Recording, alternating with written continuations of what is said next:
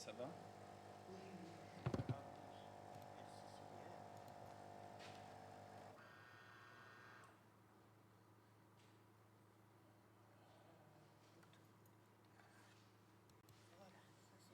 Prends ton amour.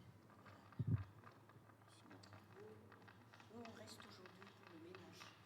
Ouais, j'ai aperçu ça là. C'est cool. Ouais, ça se met en place et c'est vraiment. Ouais, je pense que. Je sais pas, vous entendez là un peu là, c'est bon? Bon, il y a Liv qui a pas bien dormi et donc c'est pour ça qu'elle est pas là avec nous ce matin. Donc elle m'a dit de saluer tout le monde de sa part. Donc voilà, tu découvres Liv, tu entends parler de Liv, tu verras Liv. C'est une aussi des habituelles du jeudi matin. Voilà, c'est une joie d'être là. Aujourd'hui, ça va être un tout petit peu spécial parce que, outre le fait qu'on va avoir le psaume du jour, les chants et 2 Pierre chapitre 1, donc le texte du Nouveau Testament. Tu entends bien là, ça va? Ou tu voudras que j'augmente un peu? Il y a hier l'association Portes Ouvertes, parce qu'au mois de novembre, c'est un mois un peu fort par rapport aux chrétiens persécutés. Il y a le dimanche de l'église persécutée, c'est pour ça que dimanche dernier, Steve il en a un petit peu parlé pendant le culte, et notamment pendant la prière d'intercession. Et donc hier, il y a eu une vidéo qu'ils ont sortie qui est un petit peu longue, sur une chrétienne qui a été persécutée. Et donc, voilà, je ne veux pas en dire plus, mais on prendra un temps un peu plus important, je pense, pour prier pour les chrétiens persécutés. Ça veut dire que peut-être que pour le temps de méditation, évidemment qu'on continue comme d'habitude de se passer le micro, mais on essaiera de couper pour avoir du temps pour écouter ce témoignage-là. Il dure une douzaine de minutes, si ma mémoire est bonne. Donc voilà, évidemment, juste, c'est émotionnellement, c'est dur. Donc voilà, je vous préviens juste. La grâce et la paix, vous s'en avez de la part de Dieu. La grâce et la paix qui se sont vraiment manifestées en Jésus-Christ, notre Seigneur, notre seul Sauveur. Amen. Seigneur, on te bénit de ce que tu nous as conviés dans ta maison à nouveau ce matin, que dans ce temple que tu as toi-même réchauffé, nous puissions sentir ta présence, que nous puissions entendre ta voix, que nous puissions participer à l'avancement de ta gloire, que nous puissions supplier, intercéder auprès de toi pour ce monde qui a besoin de ta maîtrise, qui a besoin de ta vision, qui a besoin de ton amour. Amen. Bertrand, je te donne le micro pour le psaume. Et donc, ah oui, j'ai oublié juste ça, le psaume, il n'est pas trop long. Par contre, 2 Pierre chapitre 1, ça sera un petit peu long. Donc même chose, comme d'habitude, on se partagera le... Ouais, il fait une douzaine de versets aussi, le psaume, donc tu vois, ouais. Je vais faire 6.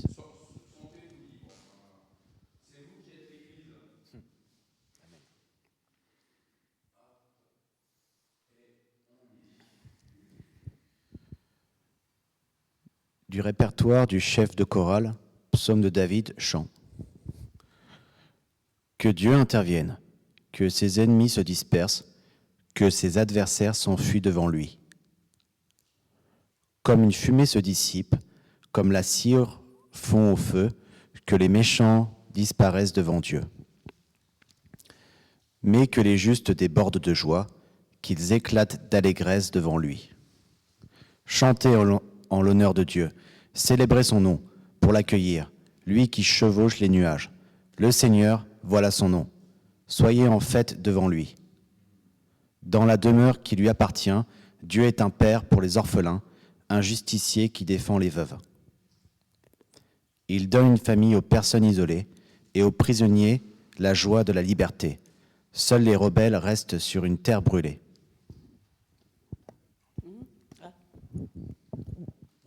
Dieu, quand tu es sorti devant ton peuple, quand tu t'es avancé dans le désert.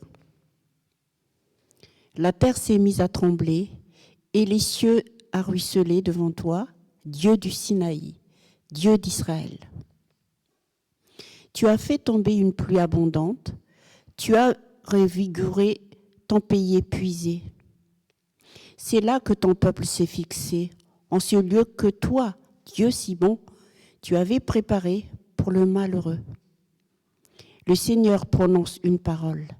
Les messagères de bonnes nouvelles forment une troupe nombreuse. Amen.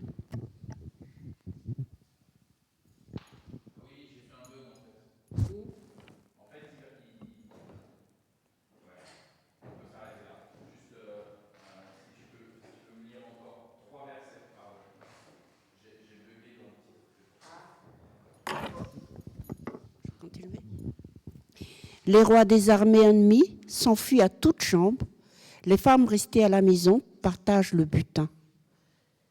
Allez-vous rester couchés au campement?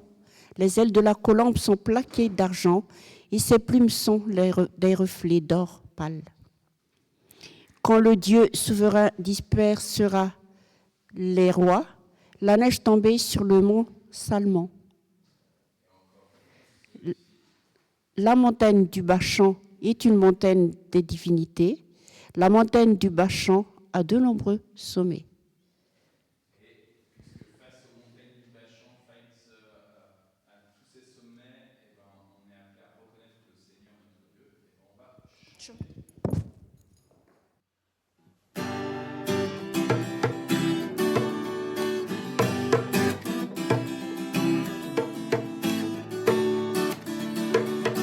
Je lève les yeux vers le Dieu de mon salut, du haut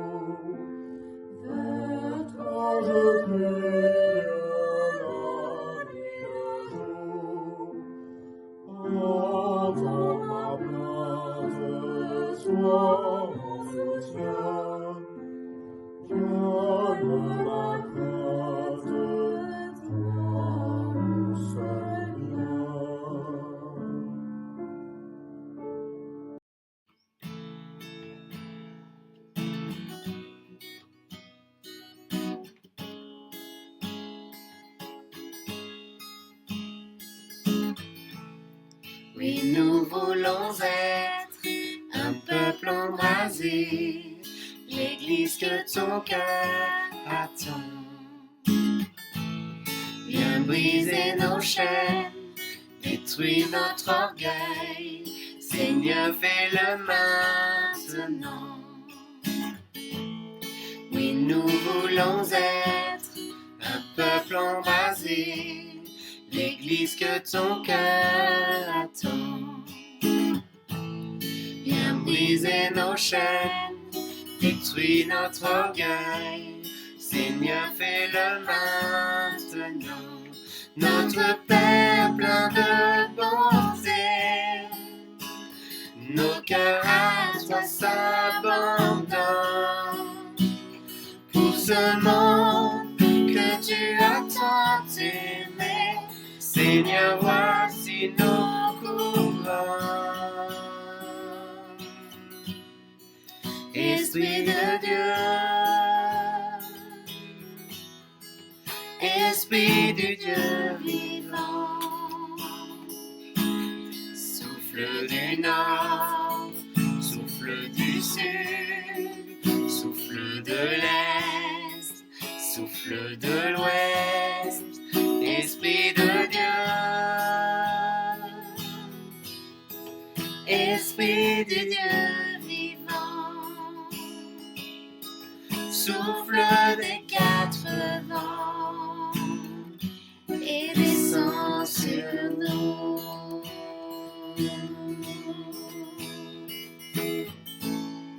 Envoie ta puissance, rends-nous les témoins d'un royaume qui se répand.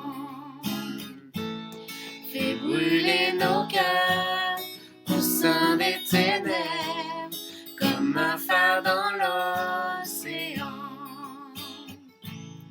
Envoie ta puissance, rends-nous les témoins d'un royaume qui se répand.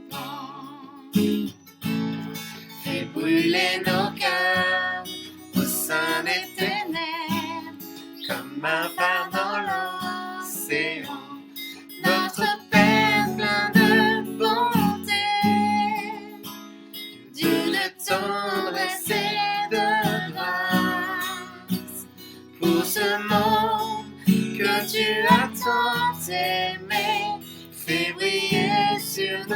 sa face.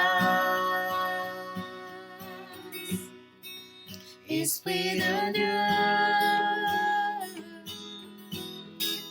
Esprit de Dieu vivant,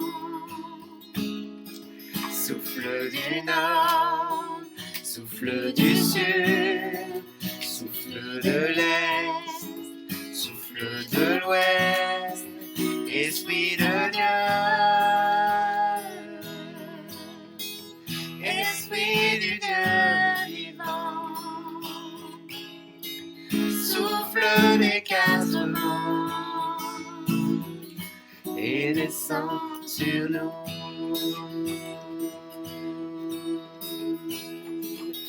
Que ton règne vienne, ta volonté soit faite sur la terre comme au ciel, sur la terre comme au ciel.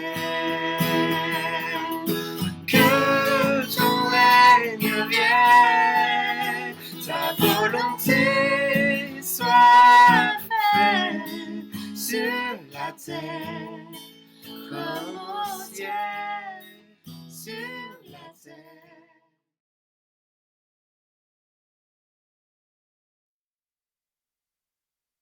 Reprendre place pour les lectures. Et en fait, tout à l'heure, je vous ai dit, il y a 32 versets pour 1 Pierre. En fait, il y a une confusion dans ma tête, parce que quand j'ai préparé la liste, le psaume qui était le psaume du jour, c'était lui qui normalement avait une trentaine de versets, sauf que c'était le psaume 68. Et en fait, ce qu'on a lu, c'était le psaume 68, mais je vous ai affiché en bas le psaume 62, donc je m'excuse pour la confusion.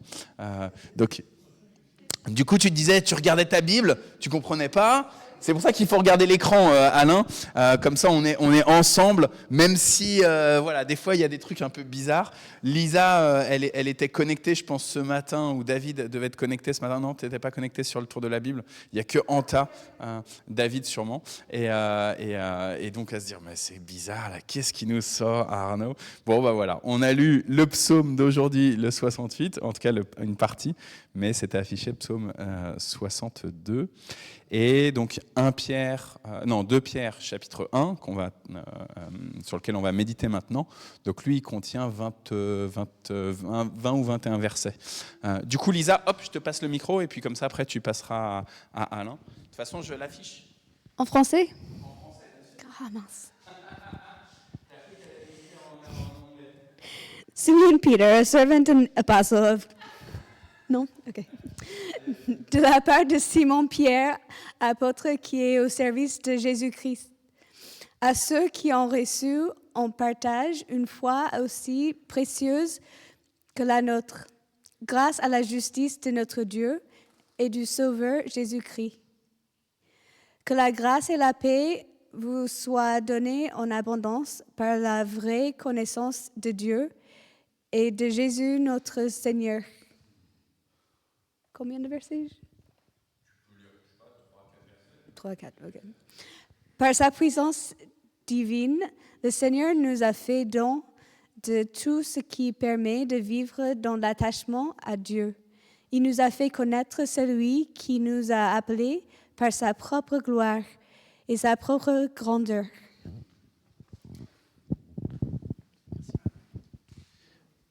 Ainsi, il nous a accordé les biens précieux et si importants qu'il avait promis, afin que grâce à eux, le dos tourné à la destruction que les mauvais désirs provoquent dans le monde, vous avez part à la vie divine.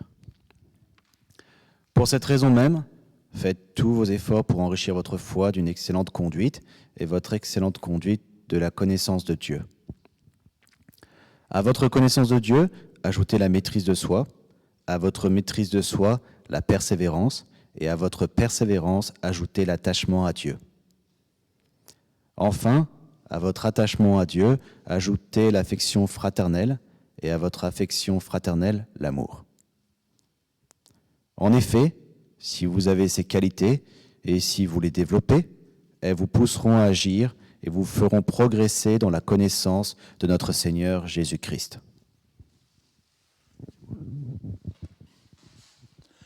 Mais la personne qui ne les possède pas a la vue si courte qu'elle en devient aveugle. Elle oublie qu'elle a été purifiée de ses péchés d'autrefois. Frères et sœurs, efforcez-vous donc encore plus de consolider l'appel que Dieu vous a adressé et le choix qu'il a fait de vous.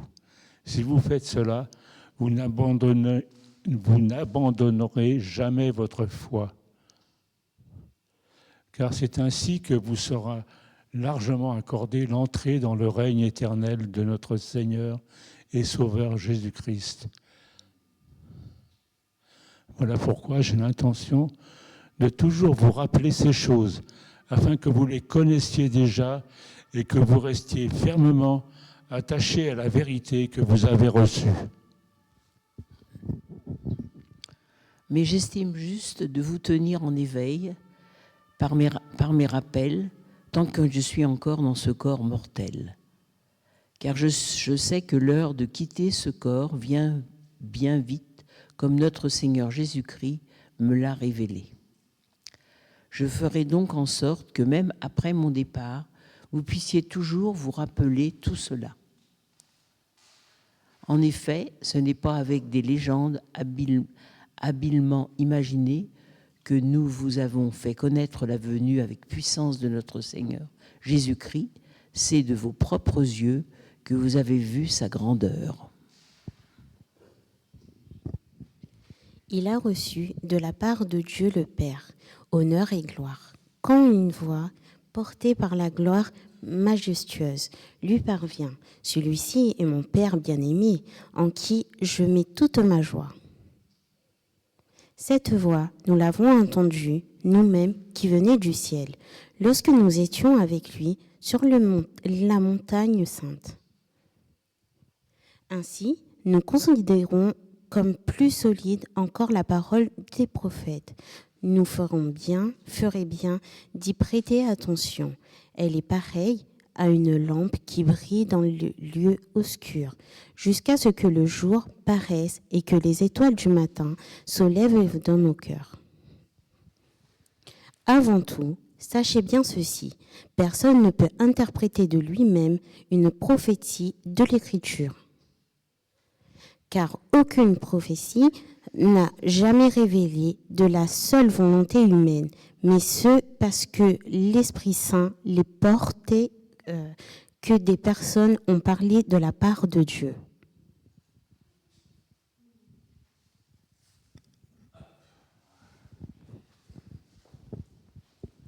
Merci beaucoup.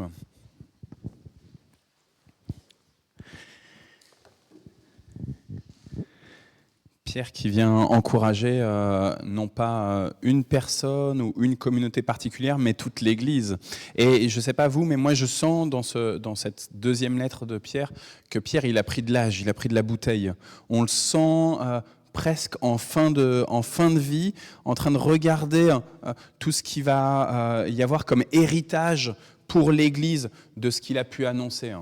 Il est là et il dit, n'oubliez pas, restez attachés, restez fermement attachés à ce que vous avez reçu, à savoir que c'est le Seigneur Jésus-Christ qui est bel et bien le seul Seigneur et qu'il est le Fils de Dieu. Avec ce double enseignement, il est vraiment le seul Seigneur, ça veut dire qu'il est le maître de toute la terre et en même temps, il est le Fils de Dieu, Dieu qu'on ne pouvait pas imaginer avoir un enfant, qu'on ne pouvait pas imaginer s'incarner. On pouvait imaginer que Dieu, il adopte un peuple, qu'il adopte des gens, mais que Dieu lui-même devienne un enfant humain, charnel, qu'il ose laisser la gloire qui était la sienne pour connaître la même vie que la nôtre, et jusqu'à la mort sur la croix, et ben ça, c'était complètement inimaginable. Qu'il y ait un sauveur, ça, c'était faisable. C'était le souhait du peuple juif d'attendre le Messie, d'attendre le Sauveur, celui que Dieu allait envoyer pour rétablir Israël, pour rétablir ce lieu-là et ce peuple-là, ce territoire-là. Qu'à nouveau, on puisse dire, ok, là, eux ici, ils ont un grand Dieu. Mais que ce Sauveur qui était attendu, il soit en même temps Dieu lui-même incarné, qu'il soit le Fils, ça, c'était complètement fou. Ou alors, si on pouvait imaginer éventuellement que Dieu, il laisse tomber sa gloire pour connaître la vie qui est la nôtre, il accepte de tout laisser tomber, quoi. Et donc, il ne peut plus être le Seigneur et le Sauveur. C'est foutu. Si dans les mythologies polythéistes, quand un Dieu il vient s'incarner, quand il devient un avatar, eh ben, il laisse complètement tomber sa gloire et il ne devient plus le Sauveur. Il peut révéler des éléments de connaissance, mais le salut ne va plus venir par cet avatar de la divinité. Cas typique avec Bouddha. Bouddha, il n'apporte pas le salut. Il vient montrer une lumière. Vous voyez ? Pierre, il essaye de rappeler aux chrétiennes et aux chrétiens, au crépuscule de sa vie, il vient rappeler, voici, Jésus, il est votre Seigneur, il est votre Sauveur. Voici Jésus, il est pleinement Fils de Dieu. Restez attachés à cela, ça c'est la base. Deuxième élément sur lequel Pierre il insiste, c'est par la venue de Christ, vous devenez participant à la divinité du Christ. Et ça aussi, c'est complètement fou. Qu'on puisse être élu de Dieu, qu'on puisse être aimé de Dieu, qu'on puisse aspirer à aller vers le salut, vers la vie éternelle, en faisant des bonnes actions dans ce monde, des bonnes œuvres. Oui, bien sûr. Mais là, vous devenez participant à la divinité du Christ. Et donc Pierre, là, il rappelle évidemment, si vous étiez là il y a dimanche, il y a 10 jours, on a Philippe qui avait prêché le dimanche, et il avait parlé sur « Et toi, tu es Pierre, et sur cette pierre, je bâtirai mon église », en nous alertant sur le fait que, attention, ces deux termes qui sont utilisés pour parler de Pierre, là, et la pierre principale, la pierre d'angle, la pierre sur laquelle toute l'église elle est bâtie, c'est pas l'apôtre Pierre, mais c'est Jésus. Mais par contre, nous, on devient des pierres vivantes, on devient des éléments de collaboration pour cette divinité du Christ, pour cette seigneurie de Jésus dans l'Église, dans ce temple-là, mais en fait sur toute la terre, sur toute la création. On devient partie prenante de cet avancement de l'Église tout entière, de l'Église de Jésus-Christ, cet avancement de la divinité du Christ, de la seigneurie du Christ, de la maîtrise du Christ, Fils de Dieu, sur toute la création. Et face à nos angoisses, face à tout ce qui, dans le monde, est complètement déréglé, face à des fois nos aspirations à ce que tel homme ou telle femme politique va nous apporter le salut, que tel superstar va nous donner de la joie parce que c'est une superstar, parce qu'on aime bien chanter ou danser sur les rythmes de un tel ou un tel, et que c'est ça qui nous met en joie et qui fait qu'on peut aller en discothèque et danser, et c'est ça qui est trop bien, ou aller à un spectacle, et c'est ça qui va nous mettre dans les bonnes dispositions pour se dire, ok, la vie elle est sympa parce qu'on a vu un bon spectacle, on a vu un bon spectacle musical de Mets tes écoutes de cœur, et donc parce que voilà, en réalité, il faut regarder en face, tout n'est qu'illusion. Oui, c'est bien une comédie musicale, c'est sympa. Oui, un concert, c'est sympa. Oui, s'investir en politique, c'est sympa. Voter, c'est important parce qu'on essaye d'être dans une démarche de bien vivre dans la cité. Oui, c'est s'impliquer dans des associations, avec notre association d'entraide, faire des maraudes, comme on va faire en décembre, c'est important.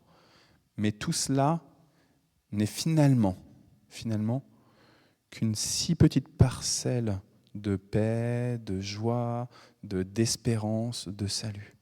Une fois qu'on aura distribué nos cadeaux au SDF le 14 décembre, le 15 décembre, ils sont toujours SDF, le 16 aussi. Et ils auront beau avoir eu un beau moment avec un concert du groupe de louanges le 14 décembre, le soir même, la nuit même, le lendemain, il fait toujours aussi froid pour eux. Pourtant, Pierre dit, vous devenez participants à la divinité du Christ.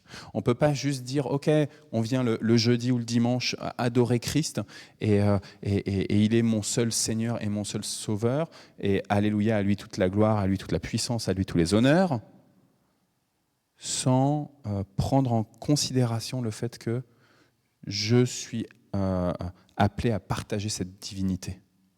Et c'est ça l'élément fort quand dans le Nouveau Testament, en particulier Paul, mais même Pierre, commence à dire « vous devenez enfants de Dieu ». C'est-à-dire que dans la théologie chrétienne, Dieu, il n'a qu'un seul Fils, c'est Jésus-Christ. Il est le Fils unique de Dieu, on le rappelle régulièrement, il est le Fils unique de Dieu. Pourtant, je ne sais pas vous, mais moi, c'est quelque chose qui m'a souvent troublé quand j'étais plus jeune, de dire il est le Fils unique, et pourtant, on dit on est enfant de Dieu. Mais en fait, c'est parce qu'on est enfant de Dieu, parce qu'on a revêtu Christ. C'est parce qu'on a habité par Christ. C'est parce qu'on est en Christ qu'on est enfant de Dieu. Si on est séparé de Christ, notre filiation d'avec Dieu, on l'a perdue. On est comme adopté, je dis bien comme, parce que ce n'est pas exactement les termes dans la théologie chrétienne, tout ce qui concerne l'adoption, c'est quelque chose qui, au contraire, en théologie chrétienne, on a fait très attention pour bien dire que Christ était bel et bien Fils de Dieu et que nous, on devient bel et bien enfants de Dieu. Mais je dis bien comme adopté par Dieu, parce qu'il y a Christ. Sans Christ, pas de filiation entre Dieu et nous. On ne peut pas crier « Abba, Père » sans Christ. On peut imaginer Dieu comme un Père, mais il est comme un Père seulement, comme. Le moment où vous criez « Abba, Père », il n'est plus comme un Père. Il devient véritablement votre Père. Et ça, vous pouvez le prononcer, ce Abba Père, vous pouvez prononcer à Dieu, le Créateur de toutes choses, Alpha et Oméga, lui qui n'a ni commencement ni fin, lui qui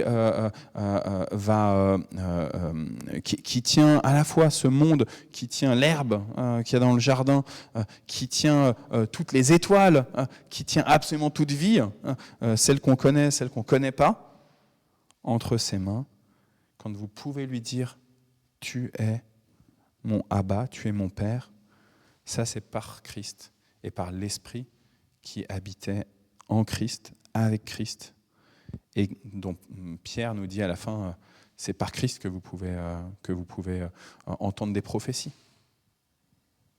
C'est par cet esprit-là, ce même esprit qui était avec Christ et qui était avec le Père. Alors voilà, on est fait participant de la divinité du Christ. Je ne sais pas vous si ça vous a interpellé, mais pour moi oui. Quand Pierre nous dit, pour cette même raison, parce que vous participez à la nature divine, faites tous vos efforts pour joindre à votre foi. Alors là, je l'ai en Nouvelle Bible seconde, ce n'est pas la français courant que je vous avais mis, mais la force morale, à la force morale, la connaissance, à la connaissance, la maîtrise de soi, à la maîtrise de soi, la persévérance, à la persévérance, la piété, à la piété, l'affection fraternelle, à l'affection fraternelle, l'amour. En effet, si ces qualités sont en vous et y foisonnent, elles ne vous laisseront pas sans activité ni sans fruit pour la connaissance de notre Seigneur Jésus-Christ. Attention, le mot connaissance, ici, ce n'est pas la connaissance intellectuelle, mais c'est la connaissance globale. Le terme de connaissance pour les Hébreux, pour les Sémites, renvoie à l'interaction, l'attrait physique. Connaître quelqu'un, c'est avoir une relation sexuelle avec la personne. Et donc là, on en est bien à cette intimité, cette connaissance dans l'intimité la plus profonde avec Christ. On n'a pas évidemment une relation sexuelle avec Christ, mais on est tellement avec lui, en lui, par lui, qu'en fait, il habite en nous, on habite en lui. Et c'est ça, participer à la nature divine du Christ. Et donc, parce que l'effort qui est le nôtre va être de penser qu'on continue de marcher dans notre vie chrétienne, que c'est pas fini. Que c'est bon, j'ai la foi, je viens le dimanche à l'église, je viens le jeudi à l'église, c'est bon, hop. Non. En plus de ta foi, il va falloir que tu aies une force morale, il faut que tu aies une éthique. Tu peux pas venir le dimanche dire Alléluia, béni soit le Seigneur, lever les mains, sauter, etc. Et puis le lundi, en fait, tuer des gens en ne leur donnant pas le pain dont ils ont besoin. Tu ne peux pas éthiquement avoir... c'est schizophrénique en fait. Le dimanche, je suis un super chrétien qui vient, qui prêche, qui loue, qui prie. Tout à l'heure, je vous ai dit, c'est vous l'Église. C'est vous l'Église. C'est pas moi l'Église. En tout cas, moi, je suis partie prenante de l'Église avec vous. Mais on est l'Église. Le pasteur, il n'est pas le médiateur entre Dieu et les humains. L'Église, ensemble, elle discute directement avec son Seigneur. Si le jeudi, je propose un culte à 10h et que vous n'êtes pas là, je serai face cam, il y aura ceux comme Patrick qui sont connectés avec nous, mais c'est un peu... je vais être tout seul, quoi. On va se rappeler le confinement. On ne peut pas être chrétien, ou en tout cas, on peut, mais on est appelé à continuer à penser, à progresser. Et donc, ça veut dire, là, il demande de faire des efforts, Pierre. On ne peut pas faire des efforts juste avec nos propres forces. Ça, c'est important. Ça veut dire que si vous sentez un décalage, par exemple, sur ce point-là de l'éthique, de la force morale, si vous dites, OK, je sens que j'aime Dieu, j'aime Jésus, j'aime venir en communauté, j'aime venir en église, j'aime louer Dieu, mais c'est difficile pour moi le lundi, le vendredi, les autres jours, le jeudi après-midi, quand je suis face à mes élèves, c'est difficile pour moi, en fait, d'avoir une éthique chrétienne. Eh bien, demande à Dieu et il va te donner. Il va te corriger aussi. Ça veut dire que ça fait un peu mal. Alain, il est d'accord. Ça fait un peu mal quand on est corrigé par Dieu. Mais c'est pour nous permettre de grandir. Et à la force morale, la connaissance biblique. Moi, par exemple, souvent, il y a des gens qui me disent « je ne connais pas ma Bible ». Demande à Dieu qui t'aide à connaître la Bible. Moi aussi, je ne connais pas bien la Bible. Mais je demande à Dieu. Continue de parfaire ma connaissance de ta parole, de l'aimer cette parole. Pas que j'ai la flemme. C'est intéressant, je ne sais pas si je vous ai déjà raconté, mais moi le matin, j'écoute ma Bible en dehors du tour de la Bible où j'y étais pas ce matin. Et comme beaucoup de matins cette année, j'ai plus de mal à faire le tour de la Bible. Mais évidemment que j'ai mon temps de lecture biblique. Et une des choses que j'aime bien faire, c'est d'écouter la Bible en audio. Sauf que si je ne suis pas très concentré, ça rentre d'une oreille, ça ressort de l'autre, quoi. Et là, en ce moment, depuis plusieurs jours, Esther, quand j'écoute ma Bible, en fait, elle se met avec moi. Esther, c'est ma fille, ma petite dernière de 8 ans. Et en fait, elle prend la Bible, là, et pendant que j'écoute, elle lit en même temps.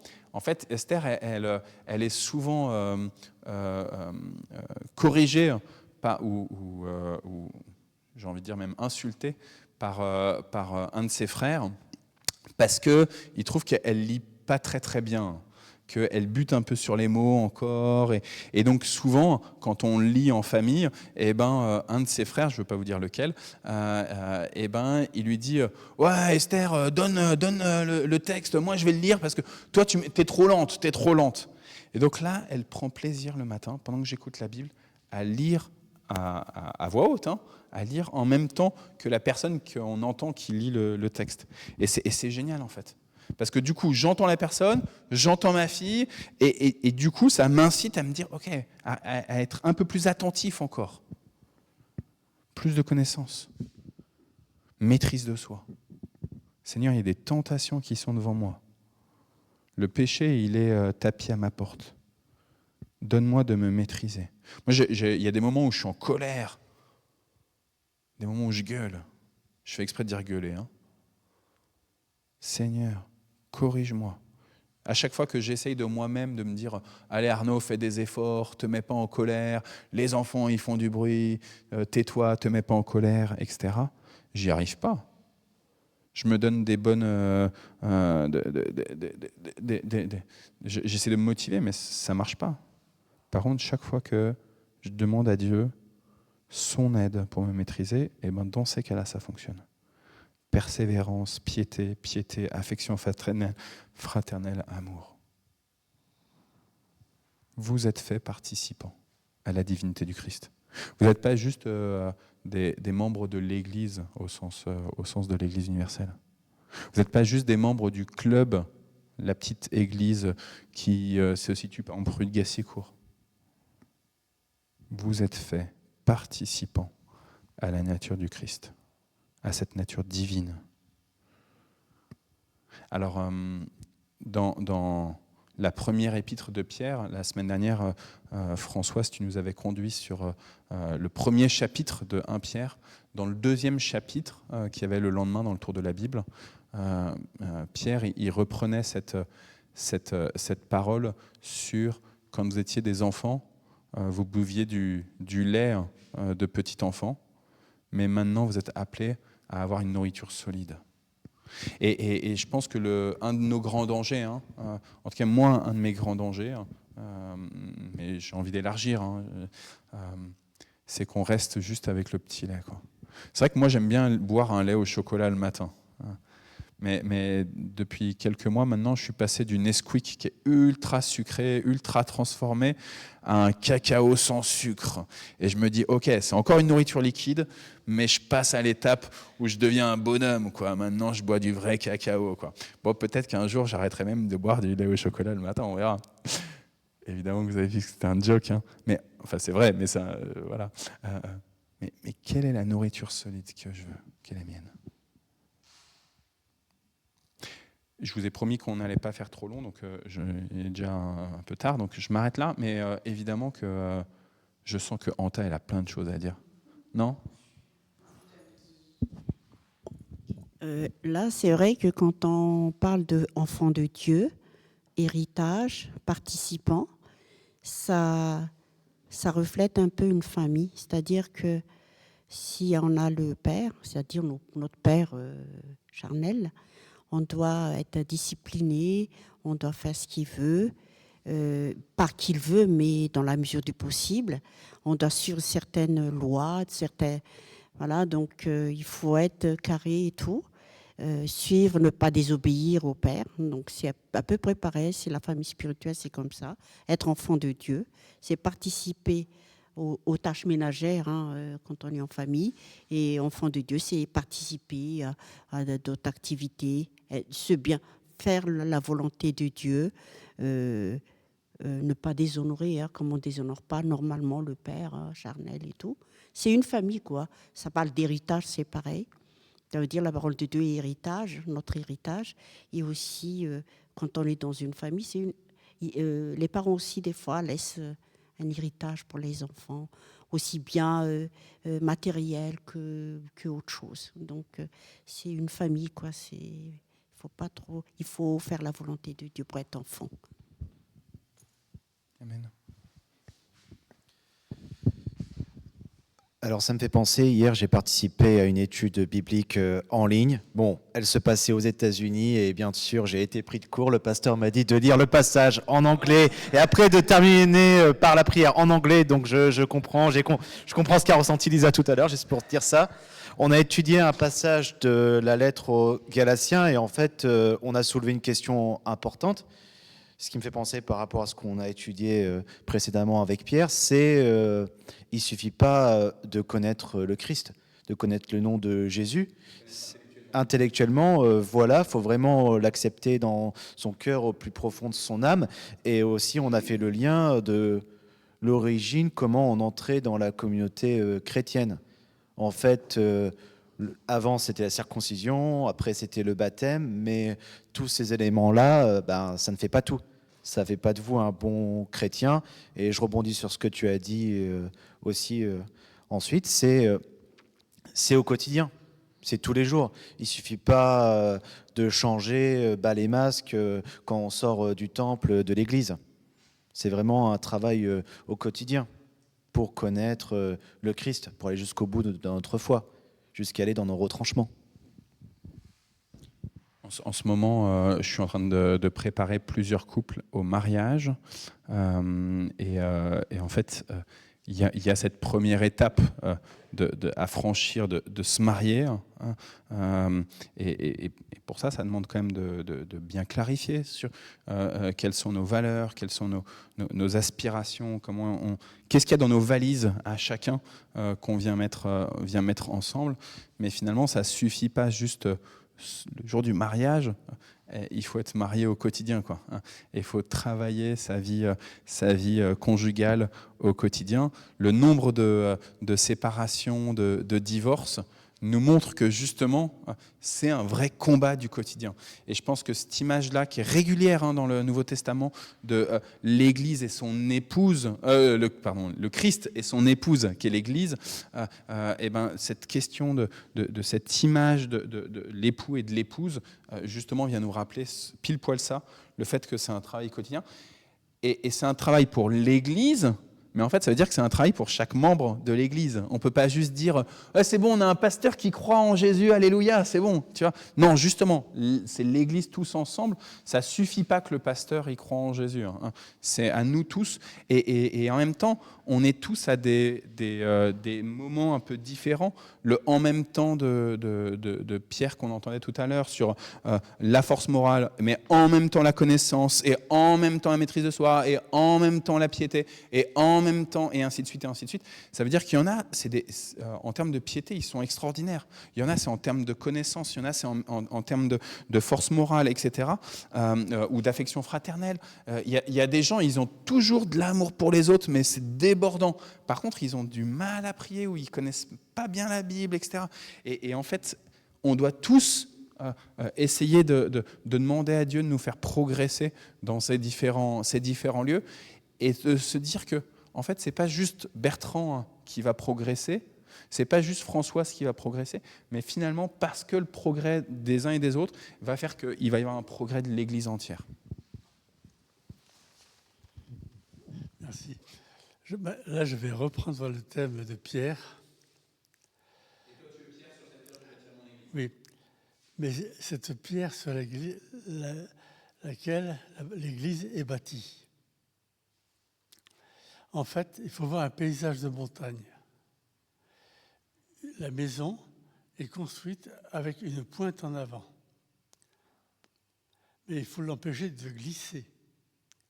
Et c'est là que se trouve la pierre principale, celle qui reçoit toute la charge de la maison. Voilà. Et c'est cette grosse pierre qui reçoit tout ce poids, cette charge, mais aussi cette magnifique construction.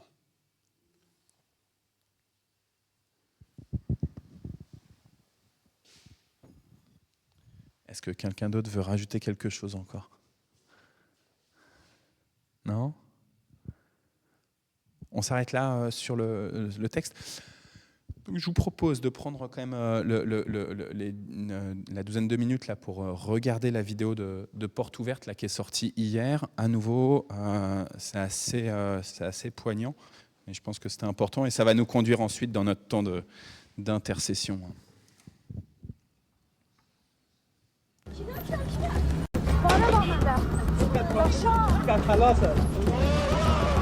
लोगों की छोटी छोटी बच्चियों से शादियां कर रहे हैं और पता नहीं उन्हें किसने ईमानदारों के बारे में बता दिया है.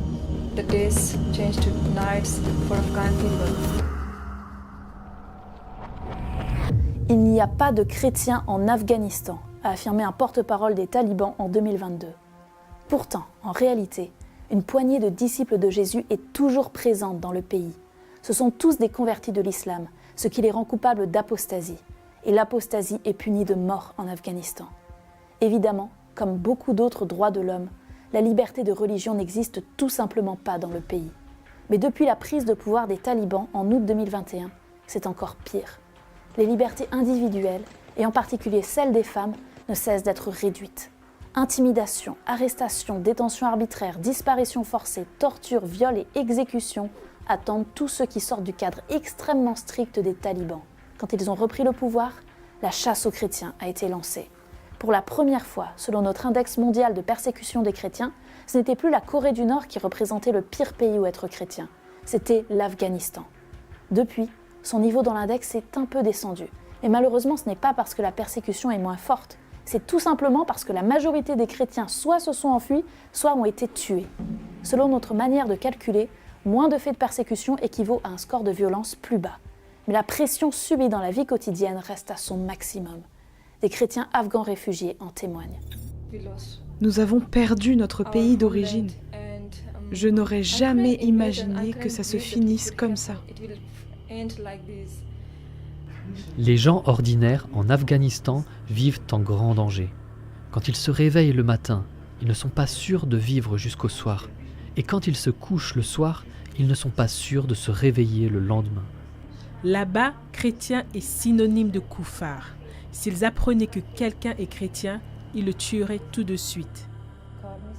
C'est très difficile de vivre en Afghanistan maintenant. Les femmes n'y ont aucun droit humain. Elles sont forcées de porter le voile.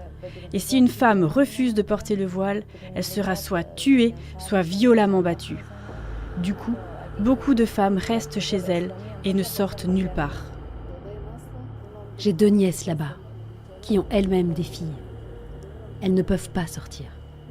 Si elles sortent, elles seront attrapées et tuées. La situation paraît désespérée. Mais comme dit au début, tous les chrétiens n'ont pas disparu en Afghanistan. Il en reste une poignée qui survit dans le plus grand secret. Et c'est l'histoire de Kada, l'une de ces chrétiens secrets, que nous allons vous raconter dans cette vidéo. La vie de Kada a été transformée quand elle a fait la rencontre de Jésus. En lisant la Bible, elle a découvert l'amour de Dieu. Et c'est ce qui lui permet de garder espoir. Elle choisit de vivre en paix avec chacun, de leur venir en aide et de leur manifester compassion et générosité. Dans une société où le moral du peuple afghan a été écrasé par des années de guerre, de conflits, de pauvreté et d'obscurantisme, la lumière qui est en Kada brille d'autant plus. Mais comme tous les chrétiens en Afghanistan, son histoire est remplie de souffrances, bien que marquée par la main de Dieu. Alors bien sûr, on a dû prendre les normes de sécurité maximales pour cette vidéo. On ne va pas pouvoir vous montrer la vraie Kada, ni vous faire entendre sa vraie voix, mais nous pouvons vous transmettre ses paroles, et c'est déjà beaucoup. Si ces normes de sécurité vous semblent excessives, sachez que récemment, les talibans ont sorti une loi qui stipule que les femmes doivent sortir le visage couvert et qu'elles n'ont pas le droit de parler à l'extérieur. Les Afghanes ne peuvent littéralement plus ni être vues, ni être entendues. Mais nous, on veut malgré tout donner la voix à notre sœur afghane en la laissant raconter son histoire. Kada est née dans une famille très religieuse. Son grand-père poussait ses fils à aller en avance à la mosquée et leur piété était remarquée et estimée. En effet, même avant le retour au pouvoir des talibans, une forme stricte de l'islam était la norme pour la plupart des Afghans, même si le degré de liberté était plus grand qu'aujourd'hui. Lorsque Kada a été un peu plus âgée, comme d'autres jeunes femmes en Afghanistan, sa famille a arrangé son mariage avec son cousin Ehsan. Selon la coutume, Kada a quitté le domicile familial et s'est installée chez ses beaux-parents avec son nouveau mari. Cette union, quoique arrangée, s'est avérée heureuse. Il y avait beaucoup d'affection et de gentillesse entre les deux époux, qui se sont beaucoup rapprochés. Tout se passait bien pour elle.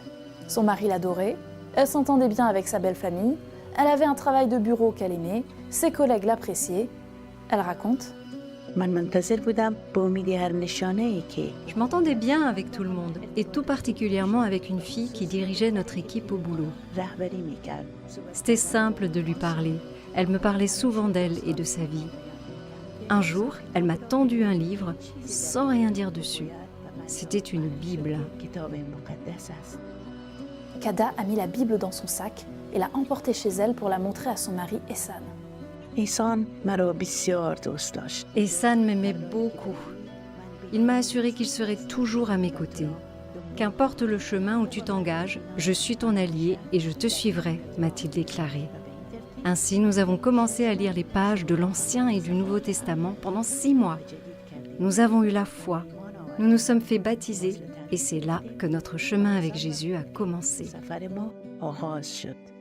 Kada et Ehsan étaient tellement heureux de suivre Jésus qu'ils ont commencé à parler autour d'eux de leur nouvelle relation avec Dieu. Le frère de Kada a été le premier à qui elle a témoigné. Il était anxieux car il ne trouvait pas d'emploi. Je lui ai dit de commencer à apprendre les histoires de l'Ancien Testament et c'est comme ça qu'il s'est converti. Plus tard, j'ai raconté les histoires de la Bible à ma famille et ils sont tous devenus chrétiens. Mon mari en a parlé à sa sœur, qui est aussi devenue chrétienne. Nous avons continué à partager notre foi. Malgré les risques, tout semblait aller parfaitement pour Kada. Mais un soir, tout a changé. Un soir, mon mari n'est pas rentré. Il était sorti rendre visite à un groupe. Il était tard et j'étais de plus en plus anxieuse. Je sentais que quelque chose s'était passé. Alors que la nuit tombait, j'ai regardé mon téléphone, espérant qu'il m'avait contacté. Mais son numéro était déconnecté. Je n'arrivais pas à le joindre. Au début, je me suis dit qu'il était peut-être dans une zone sans réseau. Mais le temps passait et je n'avais toujours pas de nouvelles. J'ai attendu, guettant le moindre signe. J'ai rangé mon téléphone, espérant une bonne nouvelle, mais craignant le pire.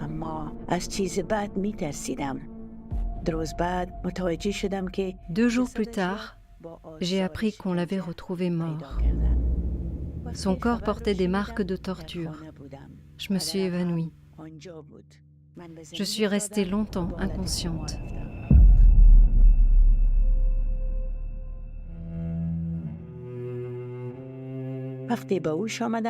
Quand je suis revenue à moi, j'étais à la maison. Mon père était là avec moi.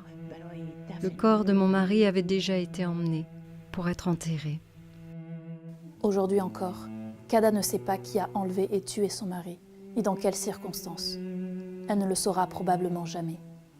Son ancienne collègue, celle qui lui avait donné une Bible, est venue la réconforter, en lui assurant que son mari était maintenant avec le Christ. Kada dit avoir trouvé force et réconfort dans les Écritures.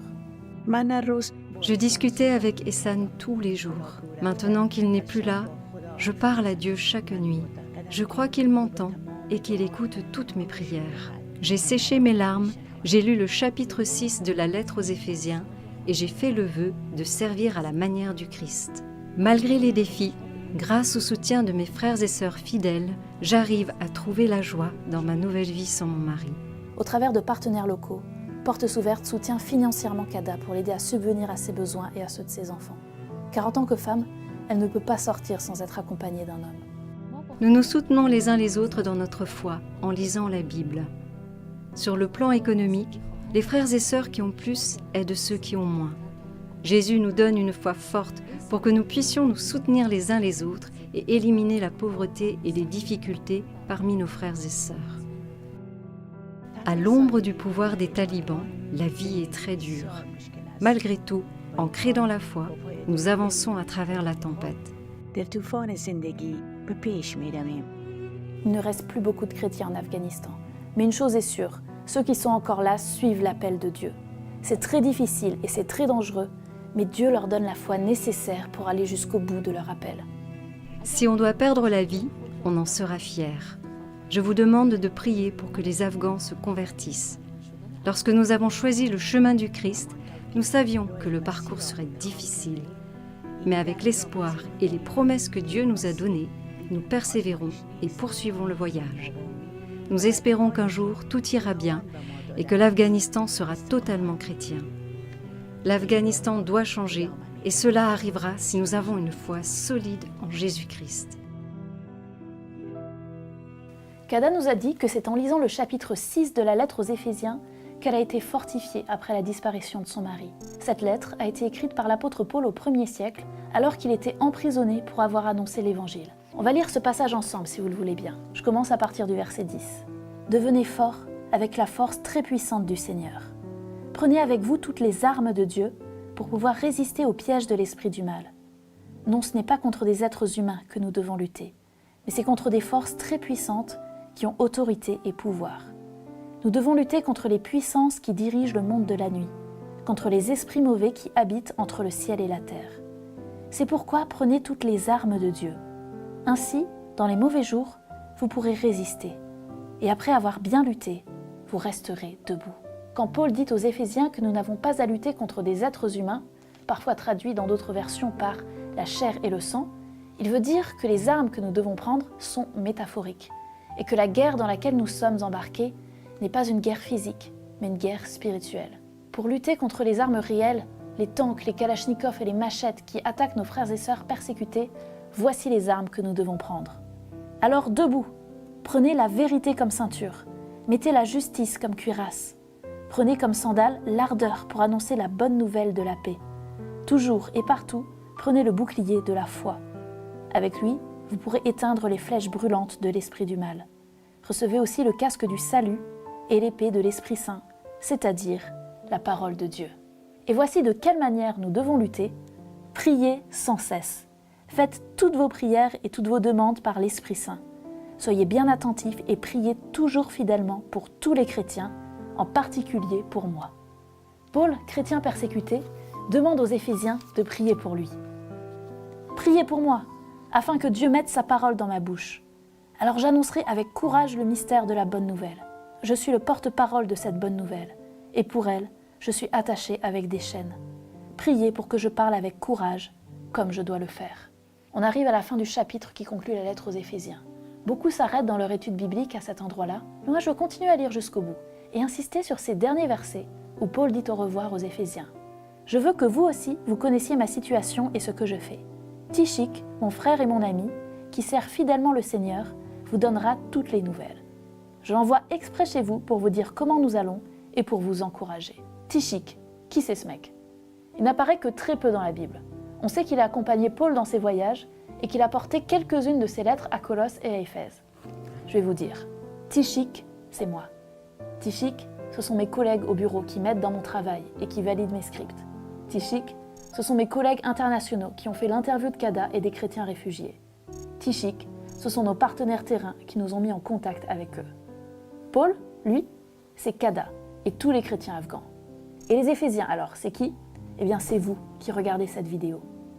Ces frères et sœurs afghans ont accepté de partager leur histoire malgré les risques qu'ils encourent. Et ils l'ont fait pour les mêmes raisons que Paul, pour que vous sachiez ce qu'ils vivent et pour que vous soyez encouragés par l'œuvre de Dieu dans leur vie, qui continue de fortifier leur foi malgré les épreuves. Répondez à leur appel et intercédez pour eux afin que la lumière de Jésus brille en Afghanistan. Et je conclus avec les dernières phrases de Paul. Que Dieu le Père et notre Seigneur Jésus-Christ donnent aux frères et sœurs chrétiens la paix, l'amour et la foi. Que Dieu bénisse tous ceux qui aiment notre Seigneur Jésus-Christ d'un amour qui ne meurt pas.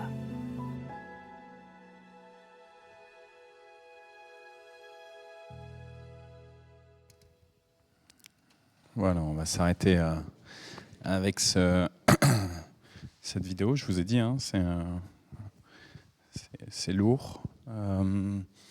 Avec cette première parole, ça me rappelle quand le parti nationaliste hindou, il y a quelques années, il disait à la fin de l'année 2021, je pense, ou 2022, il n'y aura plus de chrétiens en Inde. On bénit le Seigneur qu'en fait, il y a encore des chrétiens en Inde. Mais voilà, avec l'Afghanistan, c'est quand même compliqué. Et puis, c'est pas juste la question de la présence chrétienne, hein, c'est la question de la souffrance en fait des gens, des familles qui sont derrière. Voilà. Du coup, je vous propose, on a aussi nos sujets de prière perso, etc. Mais je vous propose que là, on se concentre peut-être juste sur ce sujet de la persécution des chrétiens en Afghanistan pour cette femme, pour Kada, et puis pour globalement peut-être l'Église en général. Ça vous va? On prend un temps en silence ou en élevant la voix, comme vous le sentez, et puis on finit avec le Notre Père.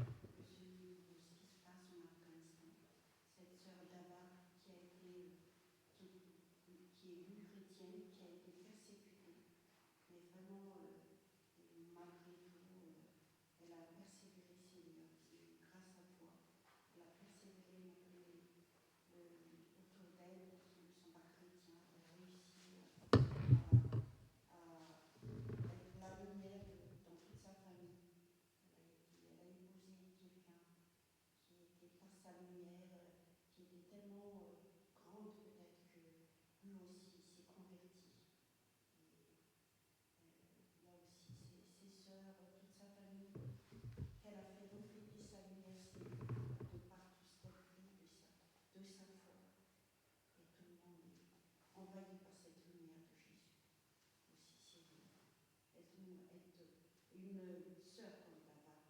Aide-nous par ton Esprit Saint, parce que là, on dit là, vraiment, là, on est toujours pour rien. Aujourd'hui, on n'arrive pas à bien maîtriser tout ce qui est spirituel. On est envahi par les problèmes, les fardeaux. On est vite envahi en ce moment. Alors que d'abord, elle m'a appris cette tribulation. Elle a enduré plein de choses très très dures. Elle a enduré tout ça. Elle a tenu Seigneur aussi. Être la lumière dans l'Église, dans notre famille. Merci Seigneur. Interviens dans ce pays, l'Afghanistan, et dans d'autres pays aussi, Seigneur. Interviens dans tous ces continents de persécutés, des chrétiens persécutés. Merci. Au nom de Jésus.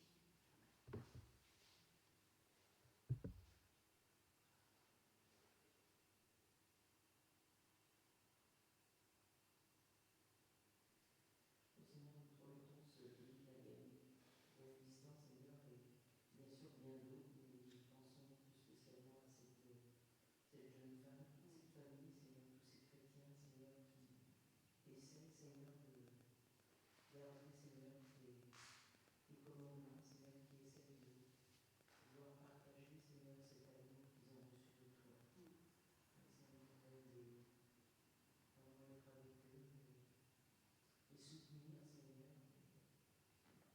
qu'ils puissent vraiment, avec toutes ces erreurs, Seigneur, rester fidèles à cela de l'Église. Et puis la recommander, Seigneur.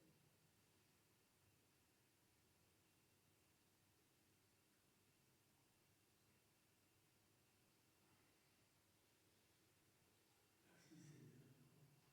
Tous ces frères et sœurs que vous pouvez pouvoir encore hospitaliser. Bénis mes frères et sœurs. Bénis-nous, sois assemblés. À toi toute la gloire et la louange. Maintenant, Seigneur, ce matin, je prie que ton peuple, je suis senti dans la même position que ton peuple de se trouver accueilli au bord de la mer Rouge et en passe d'être attaqué par les égyptiennes. Et c'est là que tu es intervenu avec puissance, sagesse, amour, autorité, et que ton peuple a été délivré et sauvé de la haine qui persécutait les autorités, les puissances de l'époque. À toi la louange,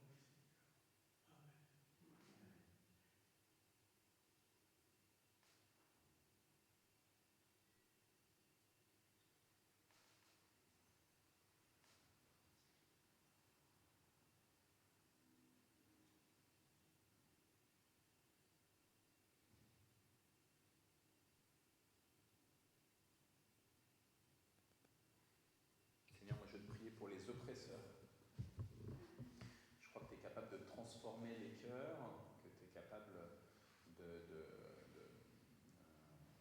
encore de convertir, comme tu avais converti Saul de Tarse, de permettre à ce que des gens qui ont opprimé ton peuple, des gens qui ont écrasé les créatures merveilleuses que nous sommes toutes et tous, Seigneur, et donc que tu es encore capable d'ouvrir leurs yeux, de leur faire entendre ton autorité sur leur vie, que tu es capable encore aujourd'hui de reprendre la maîtrise de leur propre existence et de faire en sorte que désormais, au lieu d'être des vecteurs d'oppression, des acteurs de l'oppression dans ce monde, Seigneur, ils soient des collaborateurs de toi et de l'annonce de ton royaume, qui est un royaume de paix, de justice, d'amour. Donc béni sois-tu, Seigneur, pour ce que tu accomplis dès à présent dans la conversion de méchants, pour faire en sorte que désormais ils puissent être des messagers et des messagères de la bonne nouvelle.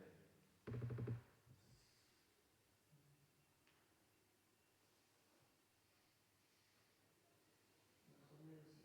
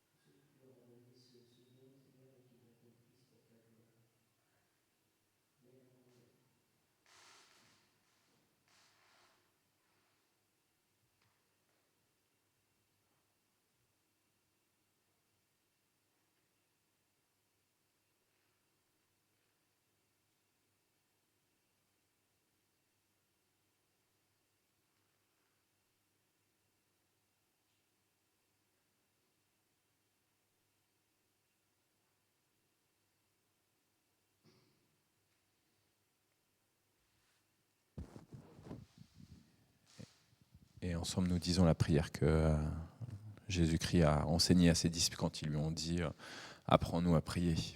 Notre Père qui es aux cieux, que ton nom soit sanctifié, que ton règne vienne, que ta volonté soit faite sur la terre comme au ciel. Donne-nous aujourd'hui notre pain de ce jour. Pardonne-nous nos offenses, comme nous pardonnons aussi à ceux qui nous ont offensés. Et ne nous laisse pas entrer en tentation, mais délivre-nous du mal, car c'est à toi qu'appartiennent le règne, la puissance et la gloire pour les siècles des siècles. Amen.